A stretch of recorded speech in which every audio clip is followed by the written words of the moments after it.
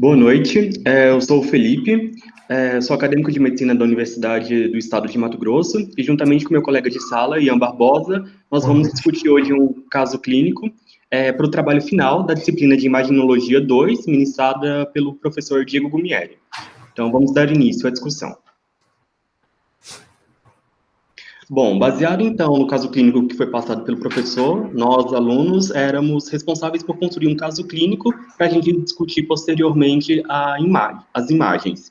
Então, de acordo com isso, a gente construiu um caso clínico de um paciente masculino de 64 anos, que é empresário, com antecedentes de hipertensão arterial sistêmica, 170 por 120 milímetros de mercúrio no momento. Ele é tabagista, 81 maço por ano de carga tabágica. Ele é alcoólatra, fazia uso de losartana, mas de maneira extremamente irregular, e ele é trazido pelos seus familiares com queixas de uma cefaleia súbita intensa, seguida de perda de consciência por alguns instantes.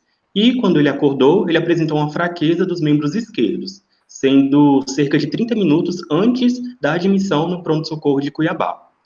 A conduta, então, foi de examinar esse paciente e submeter ele a uma coleta de exames laboratoriais e ao eletroencefalograma. E devido aos seus sinais de AVC, foi respeitado, então, um protocolo de acidente vascular cerebral, direcionando ele rapidamente para a realização de exames de neuroimagem, preparando simultaneamente o centro cirúrgico e um leito adequado, caso fosse necessário uma intervenção cirúrgica ou uma internação. E aí, basicamente, por que a TC de crânio como método de avaliação de imagem na neuroemergência de um paciente apresentando essa clínica?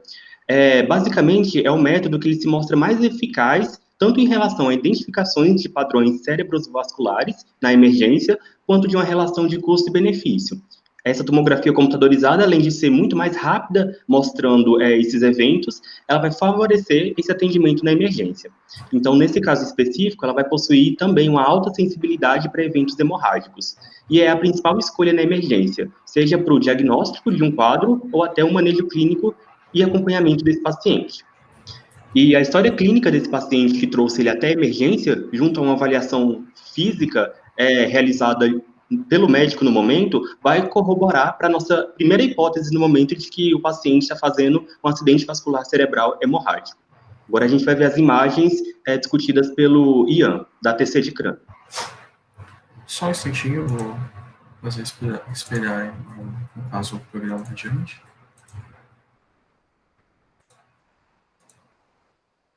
Conseguiu acompanhar? Sim, apareceu. Bom, gente, aqui com as imagens que foram nos dadas para a construção desse caso clínico, inicialmente nós temos uma radiografia de perfil, né? Usada, no caso, como uma ferramenta de escanograma, usada como o norte para que nós nos guiemos a partir dos cortes axiais ATC. Então, aqui nós temos a imagem do corte axial e aqui correspondendo a onde esse corte está inserido de acordo com a imagem de perfil, né? Aqui, na nossa direita, nós temos a TC, no caso, com os cortes axiais, com janelamento nenhum, no caso, mas iremos discutir quais a gente pode usar para fazer o diagnóstico, né? Primeiramente, analisando a radiografia, né? No caso, o Felipe ficou com a impressão de que poderia haver uma fratura de baixo crânio, né? Muito por conta desse achado aqui. Mas, analisando, no caso, já a ATC, nós, colocando aqui numa janela uma janela óssea, nós não conseguimos encontrar nenhum indício de fratura na base e nem na porção lateral, né? Que poderia aparecer aqui na imagem. Então, nós desconfiamos da fratura olhando pela radiografia, mas a ATC descartou isso completamente. Sobretudo quando a gente usa a ferramenta da reconstrução, acaba perdendo essa relevância do que foi visto na radiografia. Então, nisso nós descartamos completamente a hipótese da fratura, né? Tanto lateral quanto de base, né?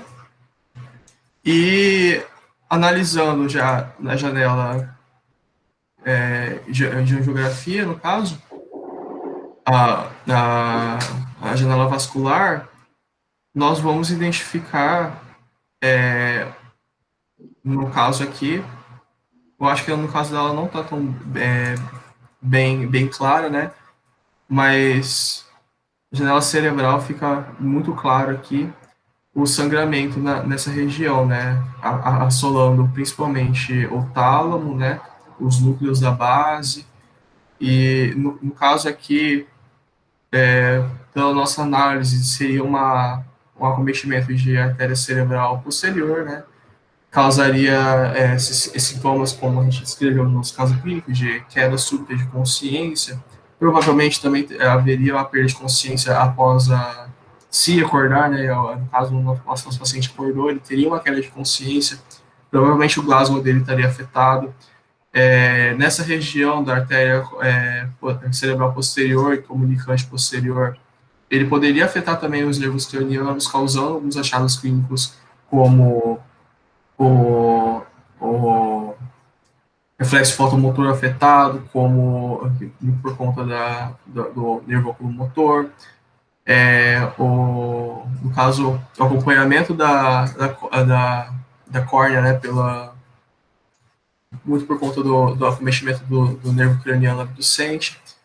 Então, aqui, no lado direito, causaria esses sintomas de maneira ipsilateral, mas os sintomas de referência aos membros, sobretudo os superiores e inferiores, seria do lado esquerdo, né?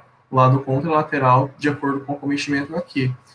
E aí, isso formaria a análise clínica, que quando o paciente chegasse lá, nós teríamos que realizar essa análise clínica, identificar os indícios de AVC, que no caso aqui, no nosso caso, seriam bem claros, e fazer o encaminhamento para o protocolo de AVC o mais rápido possível, para que essas imagens sejam realizadas e, ao mesmo tempo, simultaneamente, já tenham preparo, tanto para a internação do paciente, quanto para a intervenção cirúrgica, se necessária, né? Esse paciente tem que ser tratado rapidamente, porque quanto mais rápido ele for tratado, menos sequelas ele poderá apresentar. Ainda mais pela região delicada onde ele foi afetado, né? Caso que a artéria cerebral posterior direita. Bom, pessoal, isso aqui foi a minha análise referente às imagens seguidas. Felipe, você tem algum apontamento? Não, era isso mesmo. Muito obrigado, e boa noite. Muito obrigado.